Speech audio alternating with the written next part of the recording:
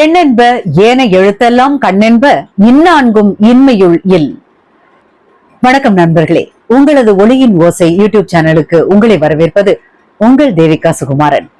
இன்று நம்மால் சொல்லப்பட வேண்டிய நியாயமான நற்செய்தி என்னன்னு பார்த்தோம்னா, புதிய பென்ஷன் திட்டம் அதிகாரப்பூர்வமாக அமலுக்கு வந்துடுச்சு.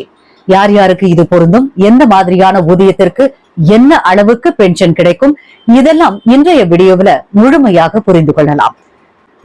கொஞ்சம் கூட மிஸ் பண்ணாம இந்த வீடியோவை முழுசா பாருங்க. புதிய பென்ஷன் திட்டம் அப்படின்னா என்ன? அதாவது யூனியன் கவர்மெண்ட் அதிகாரப்பூர்வமாக யூனிஃபைடு பென்ஷன் ஸ்கீமை 2025 ஆகஸ்ட் மாதம் முதல் அமல்படுத்தி இருக்கு. இது ஒரு ஊதிய கழிவு திட்டம், அதாவது defined benefit plus defined contribution போல செயல்படும். பழைய ஓபிஎஸ் அதாவது ஓல்டு பென்ஷன் ஸ்கீம் போல முழு பென்ஷனும் கிடைக்கும். அதே சமயம் என்பிஎஸ் போல ஊழியர் பங்களிப்பும் தொடரும். இது தற்போதைக்கு புதியதாக சேர்ந்த மத்திய அரசு ஊழியர்களுக்கே முதலில் அமல்படுத்தப்படும். பிறகு மாநிலங்களுக்கு விரிவாக்கம் செய்யப்படும். அடுத்ததா என்ன கேட்கலாம் தோணும், யார் யாரெல்லாம் இதுல பயன்பெறுவார்கள் அப்படின்னு தானே? அதுக்கும் பதில் இருக்குங்க. 2025 ஆண்டு ஜூலை 1க்கு பிறகு மத்திய அரசு துறைகளில் சேரும் புதிய அரசு ஊழியர்கள் இதில் உடனடியாக சேர்த்து வைக்கப்படுவார்கள். அதே நேரத்தில் சில மாநில அரசு ஊழியர்களும் இந்த திட்டத்தில் இணையும் வாய்ப்பு இருக்கு. மாநில அரசு அனுமதி தர வேண்டும். பாதுகாப்பு துறைகளுக்கும் தனித்தனி நடைமுறைகள் ஏற்படுத்தப்படலாம்.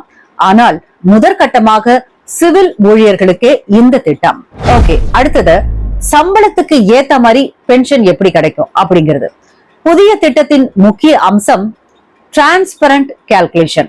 உதாரணமா, ஒருவர் 50,000 ரூபாய் மாத சம்பளத்தில் ஓய்வு பெற்றாங்கன்னா அவருக்கு 50% அப்படின்னு எடுத்துக்கிட்டோம்னா ரூபாய் 25,000 வரை பென்ஷன் கிடைக்குங்க.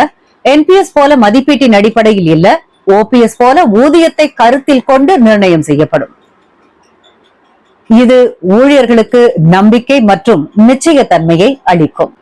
இதனுடைய முக்கிய அம்சங்கள் அப்படின்னு பார்த்தோம்னா, ஊழியரோட பங்களிப்பு அதாவது எம்ப்ளாயி கான்ட்ரிபியூஷன் தொடர்ந்து இருக்கும். அரசு பங்களிப்பு அதாவது எம்ப்ளாயர் கான்ட்ரிபியூஷன் அதிகரிக்கப்படும். ஓய்வு பெற்ற பிறகு வாழ்நாள் முழுவதும் பென்ஷன் புதிய ஓய்வூதிய கணக்கீட்டு முறை டிஜிட்டல் டேஷ்போர்ட் மூலம் காண முடியும். Death come retirement, gratuity, leave encashment போன்றவை தொடர்ந்து நிலைநிறுத்தம் செய்யப்படும். இது ஓபிஎஸ் பிளஸ் என்பிஎஸ் இரண்டின் கலவையா அப்படின்னு தானே கேக்குறீங்க?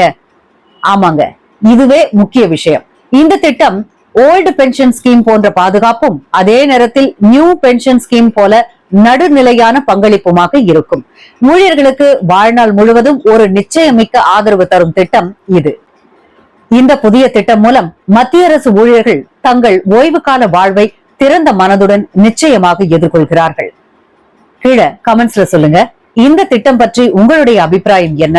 இது மாநில ஊழியர்களுக்கும் விரிவுபடுத்த வேண்டுமா? உங்கள் நண்பர்கள், குடும்பத்தில் அரசு வேலைக்காக முயற்சி செய்பவர்கள் இருந்தால் இந்த வீடியோவை அவசியம் ஷேர் பண்ணுங்க. உங்கள் ஒளியின் ஓசை சேனலை சப்ஸ்கிரைப் பண்ணுங்க. இன்னும் இது போன்ற சமூக முக்கியத்துவம் வாய்ந்த வீடியோக்கள் உங்களுக்காக தயாராகி கொண்டே இருக்கின்றன. நன்றி. மீண்டும் சந்திக்கலாம் அடுத்த ஒரு நற்செய்தி வீடியோவில். அதுவரை உங்களிடமிருந்து விடைபெறுவது உங்கள் தேவிகா சுகுமாரன்.